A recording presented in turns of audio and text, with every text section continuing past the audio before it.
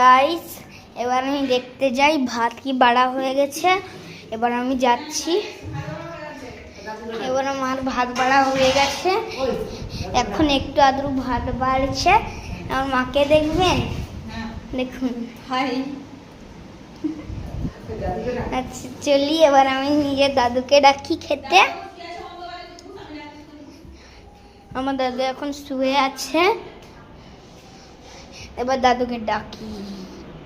ও দাদু, দাদু খাবো না? ঠিক আছে, আর খাবো দাদু? না উঠো।